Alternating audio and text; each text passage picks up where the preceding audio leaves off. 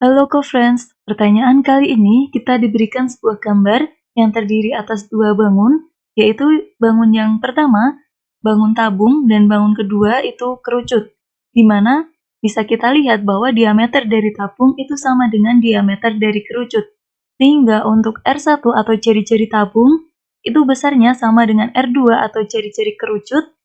sehingga kita simbolkan dengan R yang besarnya itu 5 cm. Kemudian, tinggi tabung atau T1 itu sama dengan T2 atau tinggi kerucut, kita simbolkan dengan T, besarnya 12 cm. Dan kita diminta untuk mencari letak titik berat bangun terhadap garis AB atau sumbu Y, sehingga kita mencari titik berat bangun gabungan pada sumbu X atau X0. Pertama, kita cari masing-masing titik berat pada kedua bangun, di mana X1 atau titik berat bangun 1 pada sumbu X sama dengan setengah dikali tingginya, sama dengan setengah dikali 12, sama dengan 6 cm. Kemudian untuk X2 atau titik berat bangun kedua yaitu kerucut pada sumbu X. Karena kerucut ini di kanan tabung, dan kita diminta untuk mencari titik berat bangun tersebut terhadap garis AB, sehingga untuk X2 itu tinggi tabung ditambah dengan 1/4 dari tinggi kerucutnya,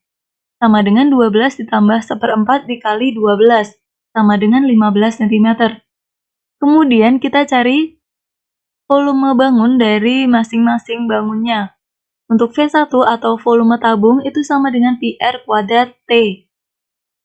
di mana R merupakan jari-jari dan T merupakan tinggi, sama dengan 3,14 dikali 5 dikuadratkan dikali 12, sama dengan 942 cm3.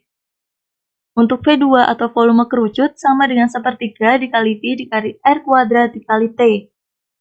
sama dengan 1/3 dikali 3,14 dikali 5 dikuadratkan dikali 12, sama dengan 314 cm3.